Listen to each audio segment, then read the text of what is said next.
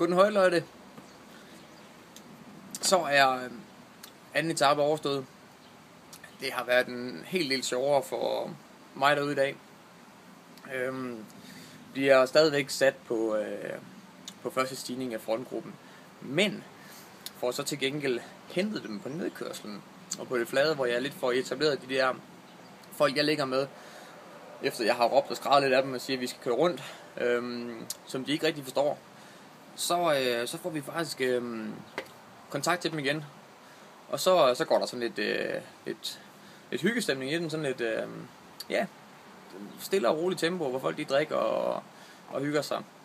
Så skal vi i gang med at køre op af stigning 2, og så bliver der bare kørt pisse stærkt igen. Så der sidder jeg faktisk ok med, og der er en stor del af gruppen, der falder af. Og jeg ligger sådan lidt i mellemgruppen. Jeg kan ikke rigtig sidde med de der 10-15 forreste, de er sgu for hårde. Og jeg er for blød.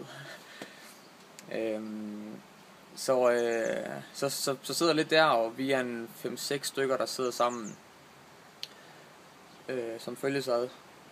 På den sidste stigning, der kommer vi til toppen. Nej, det passer ikke. Anden sidste stigning, der er der depot, og der har vi stadig de der 6 stykker, der nok er samlet. Der stopper jeg så og fylder min dunke. Og det koster lidt på kræfterne i forhold til at skal lukke det der hul op til gruppen igen. Jeg tror faktisk, at jeg bruger 10 km på at lukke det. Så både på noget nedkørsel og på noget flat i bunden. Får kontakt til dem, og kan mærke, at nu skal den skydes af op af sidste stigning. Så jeg angriber faktisk i bunden og får slået et stort hul. Og kommer fint op, og så er der sådan det flat plateau, inden det begynder at gå ned igen. På nedkørslen, der er der så en af de der gutter der, jeg tror han er fra Belgien, der får kontakt til mig igen, og jeg må indrømme, at jeg er nok ikke verdensmester i det der nedkørsel på det der løs grus. Ikke fordi jeg er verdensmester i nogle andre ting, men jeg er sgu lidt en kylling og faktisk rimelig ringe til det.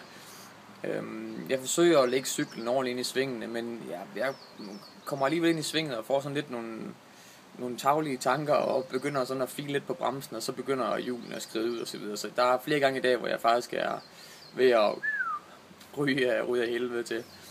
Men jeg er stadig i et stykke og ingen skrammer og så videre, så videre. Så jeg kører lidt safe nedad, og så får den altså bare, hvad den kan trække på det flade og på opkørslerne. Det positive er, at vi faktisk har kørt noget mere sådan decideret single track, end jeg egentlig har regnet med. Det er stadigvæk overvejende grus og asfalt og så videre, men der er alligevel gode passager, hvor vi kører noget ret fedt spor. Slutter for eksempel af i dag med at køre et par kilometer på sådan en freeride bane med nogle drop og hop og så videre. Og det passer mig rigtig fint.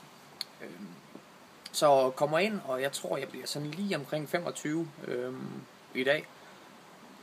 Hvilket er noget mere tilfredsstillende end gårdsdagens præstation. Samtidig så har jeg det faktisk godt. Ikke fordi jeg tror, jeg kunne have kørt ret meget hurtigere. Men jeg tror på, at i morgen der bliver det nok endnu bedre. Jeg føler virkelig, at jeg har fundet de der bjergbaner. Den gamle Per Bundgaard, han kæmper stadig derude. Han havde en rigtig hård dag på kontoret i går, med næsten 5,5 timer, næsten 6 timer, hvor han led gevaldige kramper og så videre. Så jeg har brugt en stor del af dagen i går og her til morgen bare med at fylde på ham. Så jeg håber, at han har en god dag derude. Nu tager jeg mig et bad, og så kører jeg op og ser, om jeg ikke kan klappe lidt af ham, når han kommer i mål. Så vejret, som I kan se, det er super. Det ser godt nok ud som om, at det bliver noget vejr og tavligt vejr de næste par dage, men det tager vi, som det kommer. Over and out herfra.